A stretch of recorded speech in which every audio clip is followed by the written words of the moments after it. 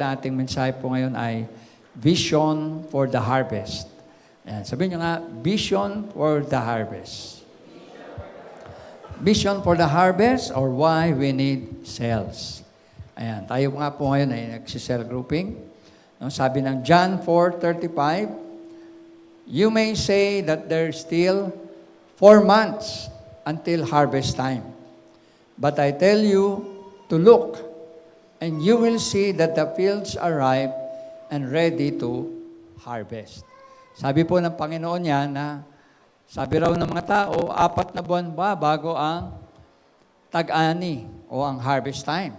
Pero sabi ng Panginoon, tumingin kayo sa paligid, tingnan nyo ang mga bukid at makikita nyo na hinug na ang mga pananim at handa na silang anihin. No? Sabi po, we must look to see the harvest. Sabi nga natin, we must look to see the harvest. Harvest comes from those with vision. Ang pag-aani daw po ay dumarating sa mga mayroong vision. Sabi niyo nga, vision. Okay, pag sinabi natin vision, ano po yan? Yung pananaw, paningin. No? Kaya sabi nga, doon sa verse na binasa natin, sinabi ni Jesus, you must look, tignan ninyo ang inyong paligid at makita nyo na marami ng aanihin. Sabi po, kung nung time ni Jesus, sinasabi niya, hinog na ang bukid o hinog na ang mga anihing pananim. Kung noon ay hinog na, mas lalong hinog na ngayon sa ating panahon. Amen po ba? Kaya sabi, we must look to see the harvest. Kailangan tumingin tayo sa ating paligid. Tingnan natin ang mundo na ating ginagalawan. Malapit na ba na anihin? O marami na ba ang hinog para anihin? I believe marami na po. Amen po ba? Hello? Kaya sabi po, darating ang harvest from those with vision. Sabi nyo, with vision. Yan. Kailangan natin ng vision para makita natin ang harvest. Sa John 15, verse 16, sabi rin po ni Jesus, you did not choose me, but I chose you and appointed you that you should go and bear fruit. No? And that your fruit should remain, and whatever you ask the Father in my name, He may give you. Sabi ng Panginoon, siya ang pumili sa atin, hindi tayo ang pumili sa Kanya. Andyan ba kayo? Sabi mo siyang katabi, pinili ka ng Diyos. No? Di ba ang sarap ng pakiramdam, no? Pag pinili tayo ng Diyos. Siya ang pumili sa atin, hindi pala tayo ang pumili sa Kanya. Kaya lang tayo pumili sa Kanya kasi una niya tayong pinili. Hindi lang tayo pinili ng Diyos, kundi sabi, I appointed you that you should go and bear fruit.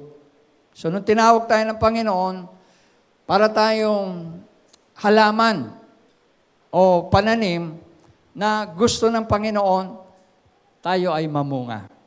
Tayo ay mag-go and bear fruit. At sabi niya, yung ating bunga ay manatili. Our fruit should remain.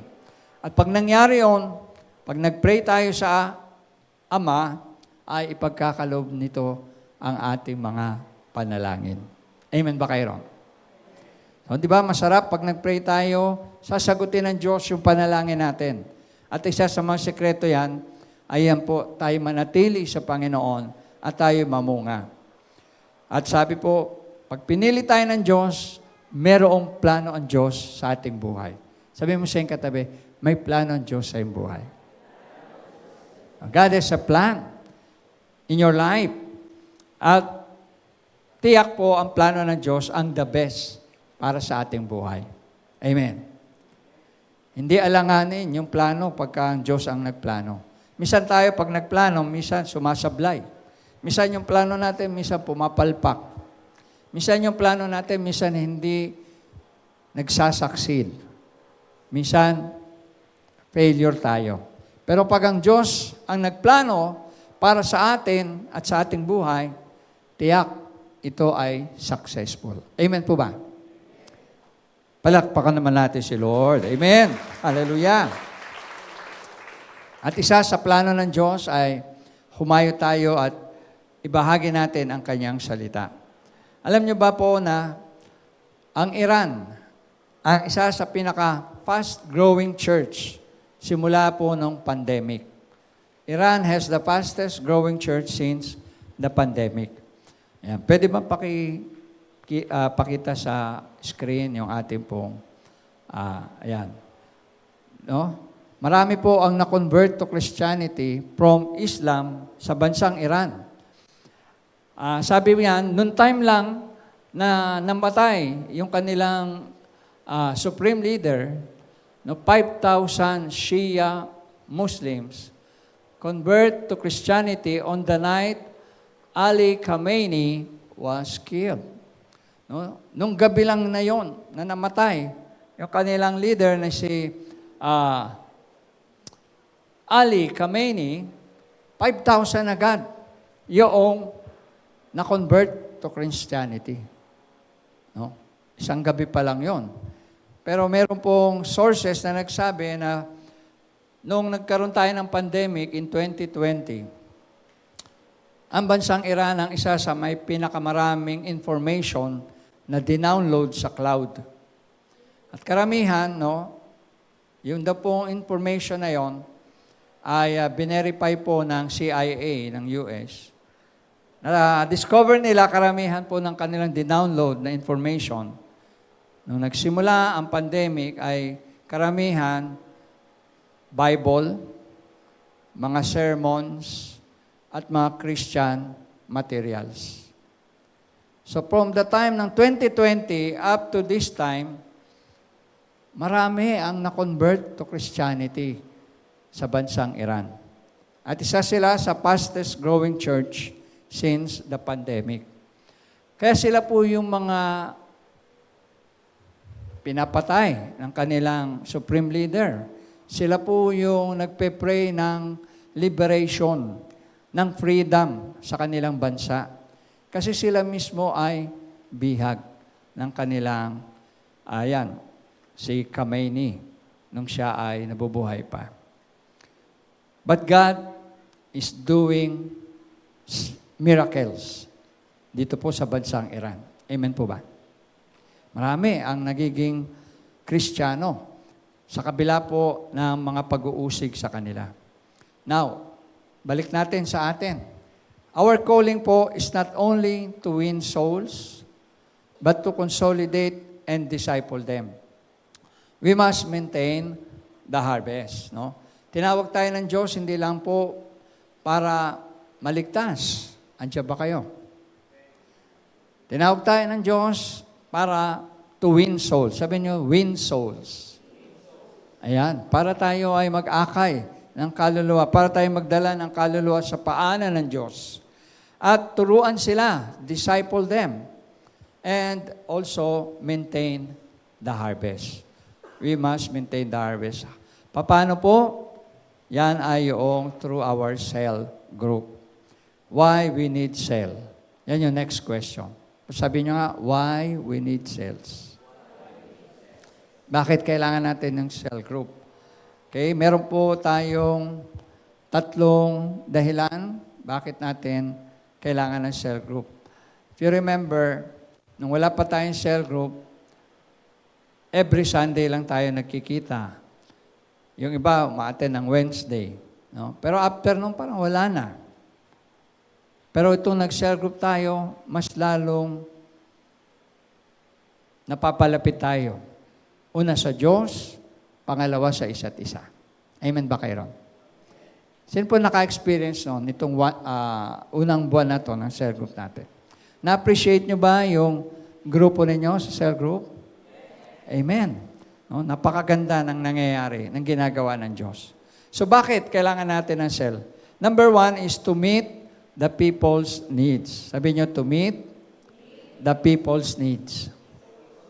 Ayan. Under the Old Testament po, people were complaining that their needs were not being met. Doon po to sa time ni Moses, naalala nyo, nung lumabas sila sa Egypt, si Moses po ang nag-lead sa kanila. At si Moses ang pinagkatiwalaan ng Diyos sa bayang Israel para sila ay pangunahan sa pagpasok sa lupang pangako.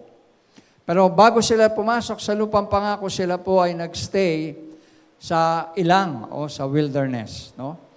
At nung sila'y nandoon na, medyo nakaranas po sila ng sasabi natin na mga pagsubok, no? Na kung saan yung iba ay nagkaroon po ng attitude of complaining, no? Kasi yung kanilang needs ay hindi raw po nami-met. Ang background po natin dito sa point number 1 natin ay nasa Numbers chapter 11, 1 to 10. Doon po makikita natin na ang mga Israelites, nung sama-sama na sila ron, naghahanap sila noong kanilang dating nakagawian sa Egypt. No? Siyempre, lumabas na sila sa Egypt. Inalis na sila ng Diyos sa slavery, sa pagiging alipin. Malaya na sila. Pero hindi yun ang nakita nila. Iba yung hinahanap nila. Hindi kalayaan. Hindi yung maging free sila. No? Sabi ng Numbers 11, 4-5, Now the mixed multitude who were among them yielded to intense craving. So the children of Israel also wept again and said, Who will give us meat to eat? We remember the fish which we ate freely in Egypt. So ito lang yung isang example natin na naghahanap po sila nung nasa ilang na sila. Nahanap nila yung pagkain. Sabi nila, miyak sila. They are weeping. At sabi nila, who will give us meat to eat? Sino magbibigay sa atin ng karne na makakain? Naalala nyo kung ano yung pagkain po nila doon sa wilderness? Yung pong mana.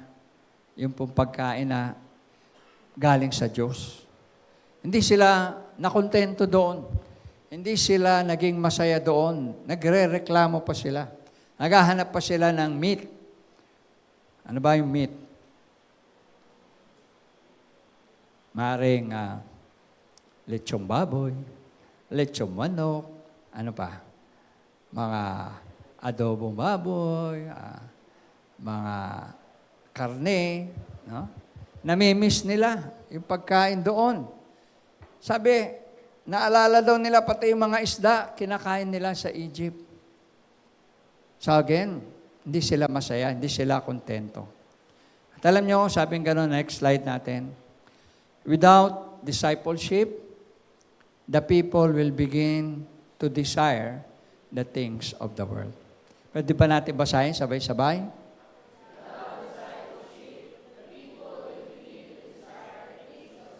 Ayan. Kung wala raw po yung discipleship, ano po yung discipleship? Yung pag-aaral ng salita ng Diyos, yung pag-cell group, yung ginagawa natin na malalim na pag-aaral sa salita ng Diyos, people will begin to desire the things of the world. Amen ba kayo ron? No? Yan yung experience ni Moses.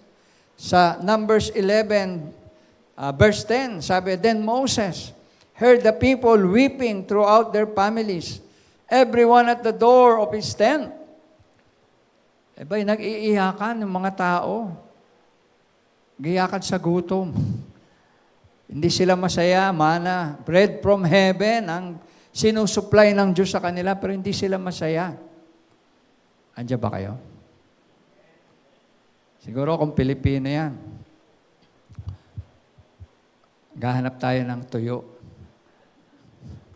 Asa na yung tuyo namin? Asa na yung kamatis? Mga dilis. Ayan, no? Hindi sila masaya. Bread from heaven na. Mana na yung binibigay ng Diyos. Umiiyak daw sila. At sabing ganon, and the anger of the Lord was greatly aroused. Nung nakita ng Diyos ang ganitong attitude nila, hindi po natuwa ang Diyos, nagalit ang Diyos. The anger of the Lord was greatly aroused. Moses also was displeased. Pati si Moses, hindi rin natuwa. Sino ba matutuwa kung ang kasama mo ay panay reklamo? Andiyan ba kayo? Nagkaroon na ba kayo ng kasama na mahilig magreklamo? Puro complain? Wala nang na-appreciate, wala nang pinasalamatan, wala nang happiness, kundi puro complain. Alam nyo, hindi magandang kasama yung complain ng complain. Amen ba? Hello? Kahit na high ang spirit mo, kapag kasama mo yung mahilig magreklamo, bababa ang spirito mo. Andiyan ba kayo? Mahahawa ka. Malakas makahawa yung mga reklamador. Andiyan ba kayo? Sabi mo sa iyong katabi, kaya ikaw, huwag kang reklamador. Mga nagreklamo, hindi natutuwa ang Diyos sa mga reklamo. Hindi rin natuwa si Moses sa mga reklamador na ito. Imagine mo, sinusuplayan sila ng Diyos ng bread from heaven, mana. Pagkain ng ng mga anghel yan. Yan ang kanilang food. Imagine nyo, sinare ng Diyos sa mga tao.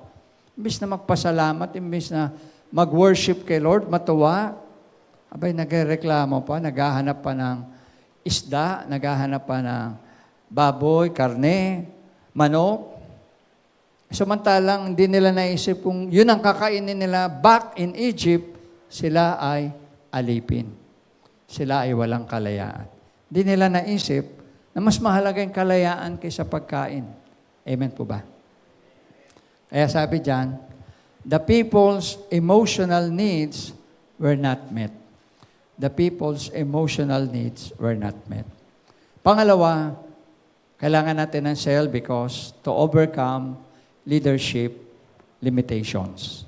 To overcome leadership limitations. Sabi po diyan, Moses began to resent the people and saw them as a burden.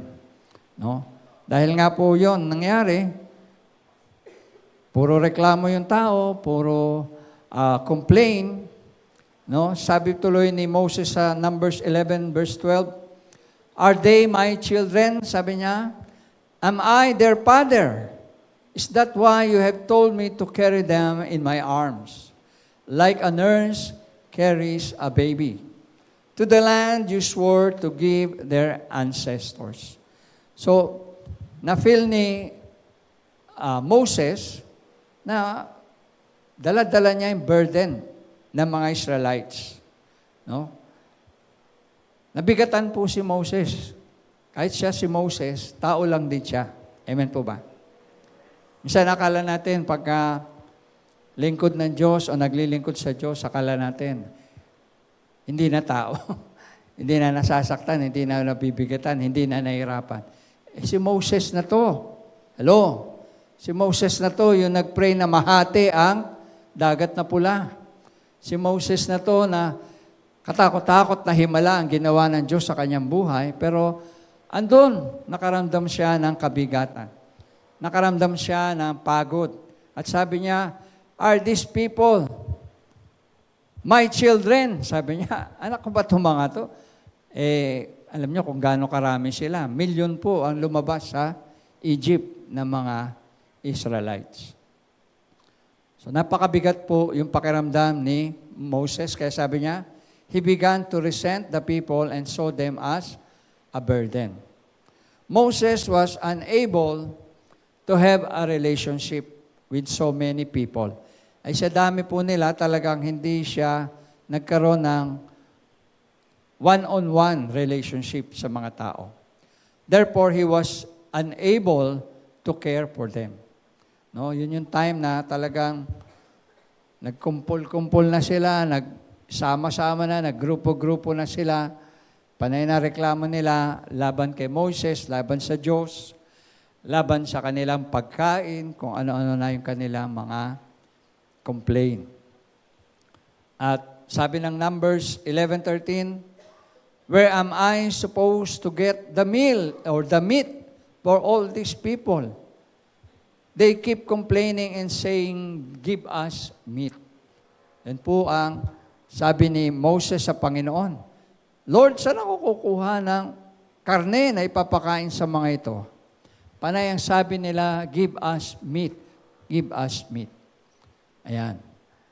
So, para pong pinagkakaisahan na si Moses.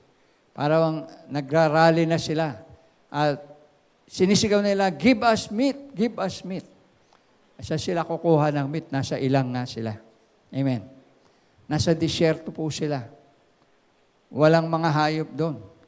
Walang manok, walang baboy, walang baka. Wala kabayo, ni kalaba, wala. So sabi ni Moses, saan ako kukuha para ipakain sa mga taong ito?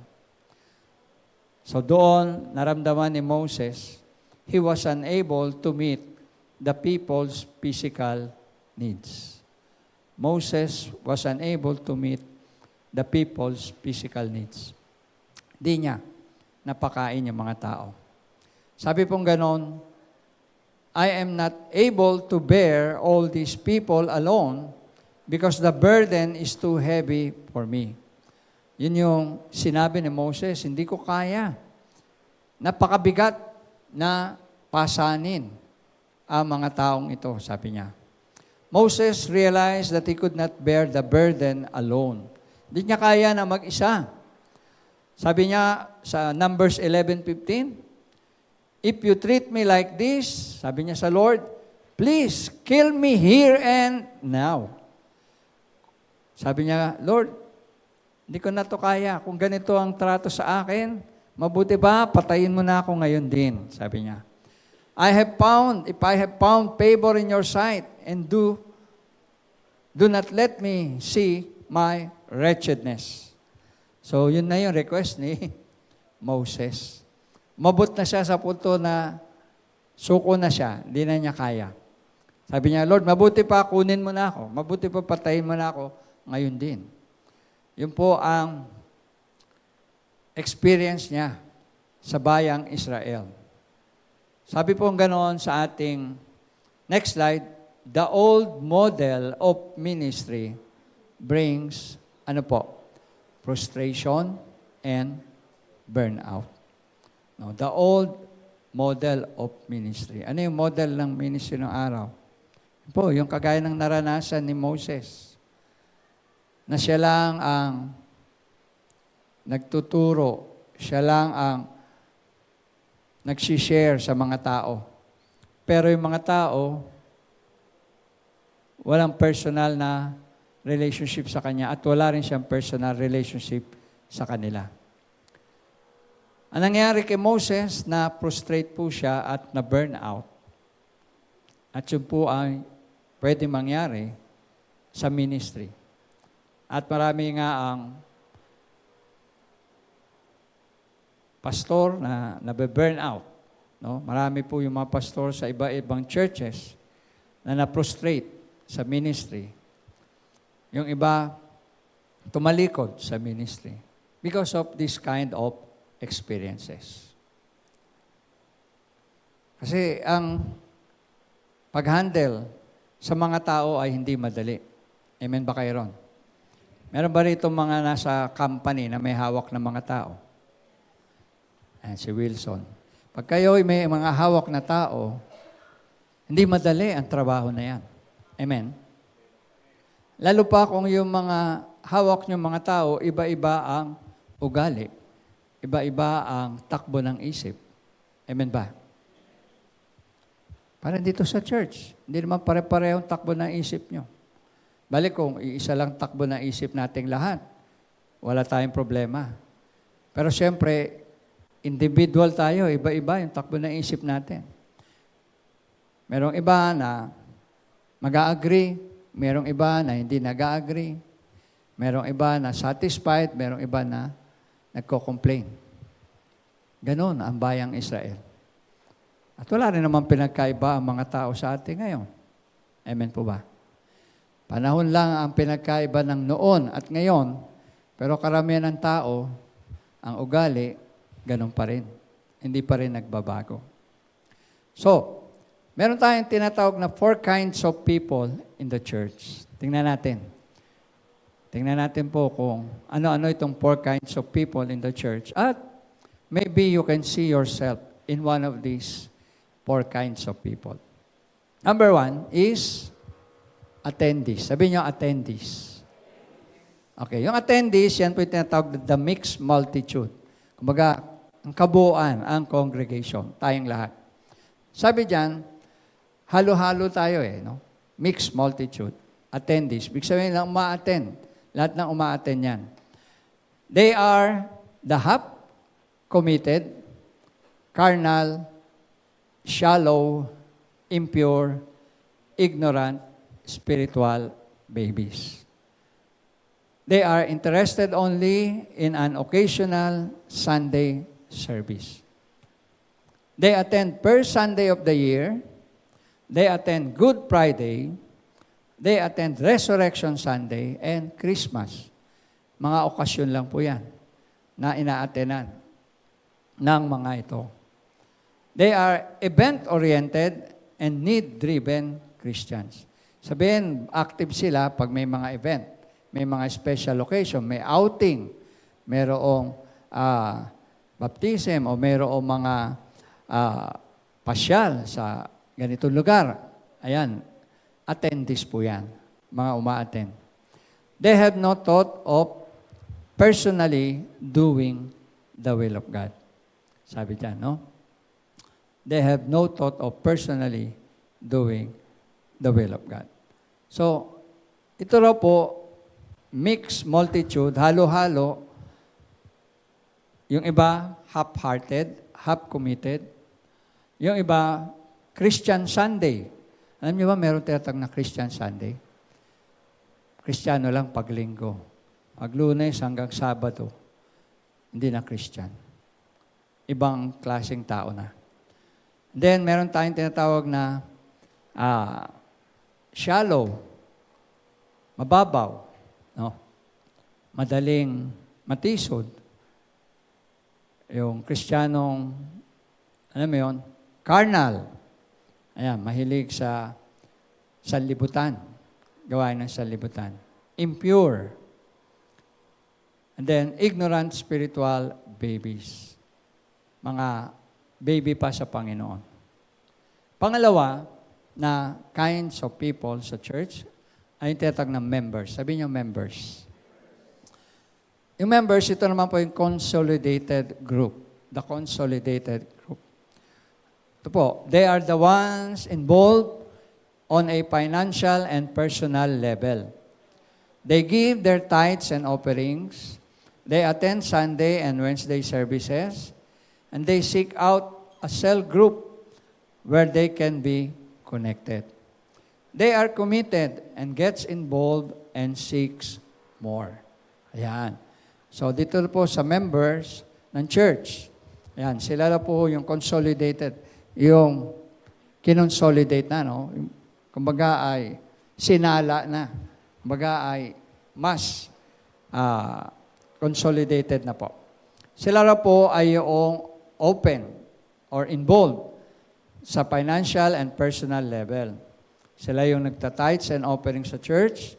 Sila yung umattend kapag Sunday at kapag Wednesday at connected din sa cell group.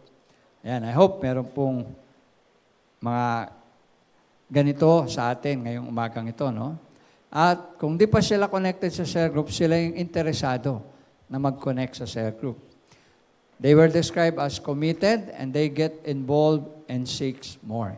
So yung may interest, yung merong gusto, yung merong pagnanais, no? Interest o willingness. Ayan. Members po yan. Third group is yung multipliers. Ang multipliers po ay tinatawag namang Great Commission believers. No, Great Commission believers. Basahin nga natin po. They have gone through discipleship and leadership trainings. They are ready to share their faith to others. Ayan. We believe po that every Christian can attain the level of multipliers. Naniniwala po ako na lahat tayo bilang Kristiyano ay kayang umabot sa level na ito na multiplier. Ang multiplier po is a Great Commission believer, a disciple who is doing the work of an evangelist. This group have moved beyond membership to leadership. So, pagiging member sa number 2, itong multiplier ay level na po ito ng leadership. Sabi nyo, leadership. Ayan, ibig sabihin, umangat ka na. Hindi ka na member lang ng church, kundi nando ka na sa pagiging leader. At ang ika-4 ay yung tinatawag po natin na mentors. Sabi nyo, mentors. Ang mentors, ang tinatawag po natin spiritual mothers para sa mga kababaihan at spiritual fathers naman para sa kalalakihan. Their characters po have been so shaped to be like Christ that we feel comfortable with their lives being stamped out or stamped on any believer. Mentors are coaches. Sabi niyo, coaches. Ayan, naririnig niyo ba yung term na coaches? Diba? Kahit sa sanlibutan, naririnig natin yan, oh, coach! Ayan, oh. Yung iba, saan ba yung mga may mga coach? Parang sa Zumba, may naririnig akong coach ng Zumba. Saan pa yung ibang coach? Basketball, yan, may coach. No? Iba't ibang larangan, may coach. Pero, eto, sa atin, meron din tayong coach. Yan na yung mga mentors natin. They are those in the church who have begun or completed leadership trainings. And this group have moved to beyond membership to leadership. So ito pong multipliers and mentors, nasa level na po yan ng leadership. Yung members, papunta pa lang sa level ng leadership. Yung attendees, yun po yung medyo, naglalagalag pa, medyo naliligaw-ligaw pa ng landas, pero uma-attend na ng church. Hindi nga lang fully committed, half committed lang. Ngayon, meron ako nakita na nag-post nito one time sa Facebook. At natuwa ako, gusto ko lang i-share sa inyo, no? Yung iba't ibang uri ng Christian. Ayan. Tingnan natin. Basahin nyo nga, iba't ibang uri ng Christian. Ayan. Tingnan natin. Number 1, yung tinatawag na Christian. Christian. Di ba? May iyak. Sabi diyan, ang faith niya ay nakabase sa emosyon at hindi sa Word of God. Siya raw ay isang Kristiyano, iyakin. Sabi niyo, iyakin. Christian, no? Emotional ito. Ibig sabihin, konting kibot, naiiyak agad. Ayan. Pero, hindi naman masama yun, no? Hindi naman masama. Mababa lang ang luha. Ayan. Next, letter B is yung kainis-tiyan. Kainis-tiyan. Ano raw po yan? Siya yung maraming kinaiinisan sa church. Inis daw po siya sa song leader, inis siya sa pastor, inis siya sa teaching, inis siya sa katabi, at pati na din sa sarili. Tingnan niyo yung katabi niyo, baka siya yung kainis tiyan dyan. Tanungin niyo siya, hindi ka ba nainis sa akin? Ayan, meron daw pong kayang Kristiyano na maraming kinakainisan. No? Lahat na lang kinakainisan. Song leader, pastor, teaching, yung katabi, pati yung kanyang sarili. Bang klase itong Kristiyano to. Kainis tiyan talaga siya, no? Number 3 is Christian. Christian. Ito naman daw yung attendee na may untamed tongue. No? Yung dila na, alam mo yun, hindi makontrol. Wala siyang control sa dila. Kumbaga, pag lumabas o nagsalita siya, malamang nakakasakit, nakaka-curse. Kaya ang tawag sa kanya ay Christian. Ayan. Sumunod ay yung tinatawag na Kristuinano. Kristuinano. Ayan. Ito raw yung matagal ng attendee, pero hindi lumalago. Sa loob ng church lang, o sa loob lang church lang siya nagbabasa ng Bible at nakakapag-pray. So, ano yan? Tuinano. Parang unano, Christian na hindi lumago, hindi lumaki. Kaya unano lang siya. Kasi, sa church lang pala siya nagbabasa ng Bible. Baka nga minsan, hindi pa nagbabasa kahit nasa loob na ng church, At nakakapag-pray. Sumunod daw po ay yung chairs tiyan. Chairs tiyan. Ito ang uri ng Christian na tagabutas ng chair. Tagabutas ng upuan. Indifferent po siya. Walang concern sa iba, walang pakialam sa iba. Basta nakaupo lang siya. Ang linyahan niya ay, bahala kayo dyan. Wala akong pakialam sa iba. So ito yung tetang natin, chairs tiyan. Next. Crisis tiyan. Crisis tiyan. Ito na po yung uri ng Christian na kapag may crisis o problema matindi ay super spiritual ang dating niya. Pero kapag okay na ang sitwasyon, super carnal na uli siya. Ayan, crisis tiyan. No? Pagka mayroong problema, parang super spiritual. Alam niyo, may tawag doon yung holier than thou attitude. Parang siya lang ang talagang magaling sa lahat, matured sa lahat. Siya yung payo ng lahat. Ayan. Pero pag okay ng lahat, sabi diyan, siya naman yung balik carnal. Meaning to say, magaling siya magsalita. Magaling siya magpayo. Pero pagdating sa gawa, sa buhay, kabaliktaran po. Ang tawag sa kanya ay crisis tiyan. Sumunod ay yung beautician. Beautician. Beautician. Ito raw ang uri ng Christian na puro forma lang ang inaatupag. Imbis na image of Christ ang nire-reflect, concern siya sa sariling image. Ayan. Iba tipong kailangan pagpupunta sa church, nakaporma. Kailangan mayroong dating. Ayan. Ang tawag sa kanya ay beautician. Next, critician. Critician. Ayan. Positive daw at tulong ang sinasabi, pero puna ng puna sa galaw at salita ng pastor. Puna sa damit ni pastor, sa grammar ni pastor, sa sermon ni pastor, imbes totoong tulong at prayer ang kontribusyon, chismis na ang nalabas sa bibig. Imbes positive criticism, negative criticism. Ang malungkot po ay di pa nila tanggap na critician sila. Ang tingin nila, ikaw pa ang mali. Ayan. Ang tawag po dyan ay critician. Mahilig mag-critic, magbigay ng criticism. Minsan, hindi positive, kundi madalas ay negative. Kaya, tanongin mo yung katabi mo, critician ka ba?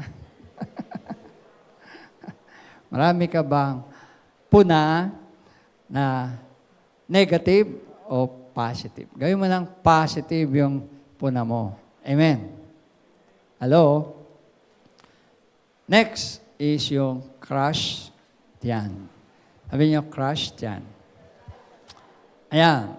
Ang kadalasan, ito ay sa mga youth, no? Inspired ng crush, hindi ni Lord. Mga youth, inspired daw na crush, hindi ni Lord. Mahilig dumalo sa evangelist chicks. Evangelist chicks. Bible study. Discipling. Ayan. Instead of seek first, ay chick first. Ayan. Dumadalo pero hindi para kay Kristo, kundi para kay Christy at Christian. Ayan. Ayan yung mga wrong motive pag nagsisimba. Oy, punta tayo sa church. Kasi andun yung crush ko. Ayan. Mga youth, tahimik ako. Mga youth. Ah, siguraduhin nyo si Jesus ang pinupuntahan nyo. Wag lang yung crush ninyo. Ayan, no? Next is Charistia. Charistia. Ito na po ang uri ng Christian na preoccupied ng worries and cares of life. Laging hanap ay relief. Kapag giving na, ay ayaw na makinig. Ayan. Gusto ay tanggap lang ng tanggap. Oh, saan ba mayroong blessing, mayroong relief, mayroong ayuda? Ayan. Pagka mga ganon, present siya lagi. Pero kapag giving time na, ayaw na makinig. Next is Charistia. Charistia. Ito na po yung Kristiyanong balat sibuyas. Sabi niyo, balat sibuyas. Balat sibuyas. Hindi lang nakamayan, hindi lang napansin, o bahagyang natamaan ng Word of God, lumilipat na sa ibang church. In short, maramdamin sobra. Ayan. No? Medyo hindi lang nabigyan ng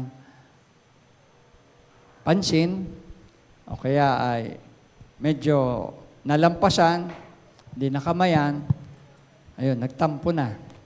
Lumipat na sa ibang church. Anong tawag doon? Charistia. Ayan. So, ayan po. Mga iba't ibang uri ng Christian sa loob ng church.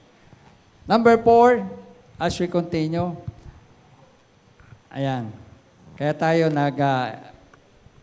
kakaroon ng care group. Sabi nga, cell group is to enlist and empower the people.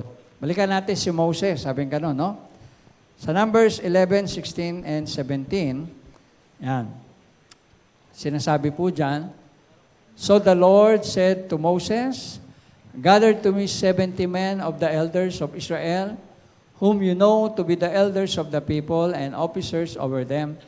Bring them to the tabernacle of meeting, that they may stand there with you. Then I will come down and talk with you there. I will take off the spirit that is upon you, and will put the same upon them. And they shall bear the burden of the people with you, that you may not bear it yourself alone. Ayan. Tinulungan po ng Panginoon si Moses dahil bigat na siya. Kaya sabi ng Panginoon, tumipon ka o tipunin mo ang 70 men of the elders of Israel. So bawat tribo, bawat elders, mayroong representative. At sabi ng Panginoon, yung spirito na nasa iyo, nilagay ko, ilalagay ko rin sa kanila. No? Ito yung tinatawag na empowerment ng Spirit of God sa mga leaders. To enlist and to empower the people.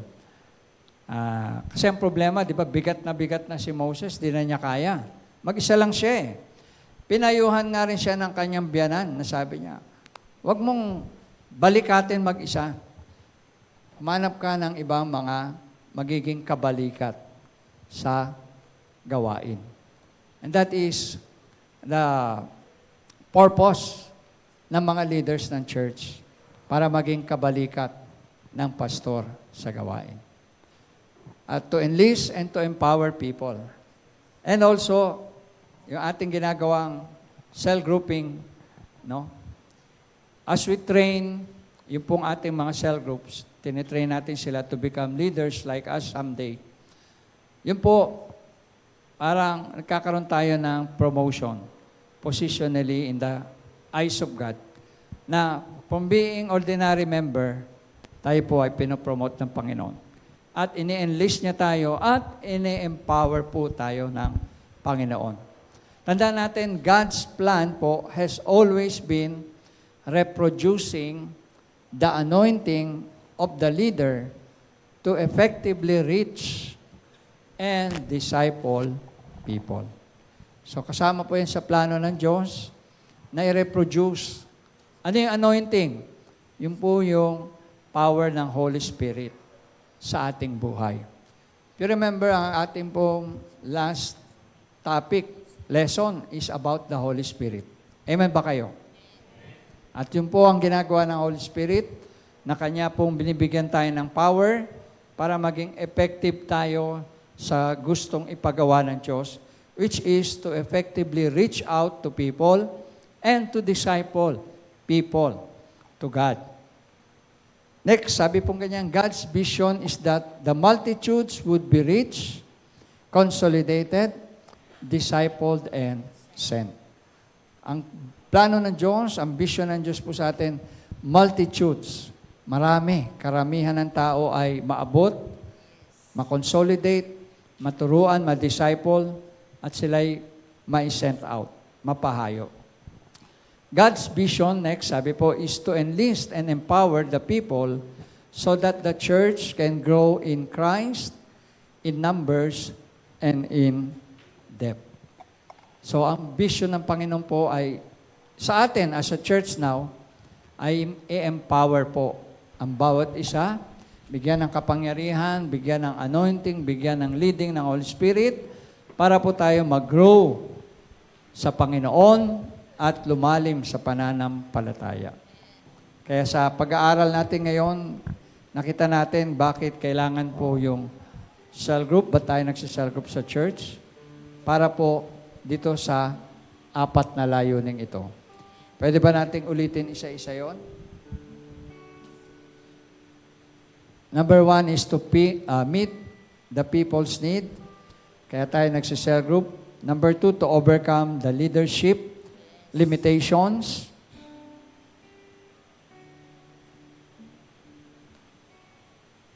Number 3 po. Sino po yung nag-take note? Ano yung number 3?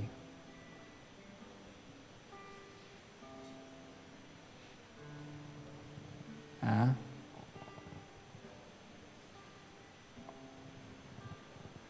Number 3 is...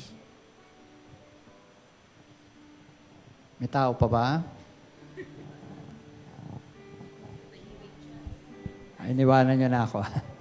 Number 3 is to enlist and to empower the people. So the question po natin, in conclusion, basahin nga po natin sabay-sabay. Will you rise up, stand with your leader in the presence of God, receive the Spirit that is on them, and share in the harvest.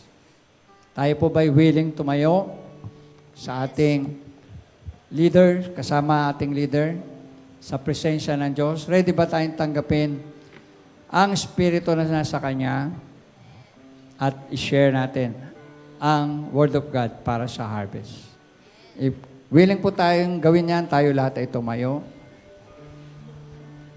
May the Lord touch our heart. And may the message speak to us po that God has a wonderful plan for our life. Di lang po tayo tinawag para maligtas, umupo, magbutas ng upuan, kundi may plano ang Diyos. Gagawin niya tayo na leader na sa kanyang kalooban.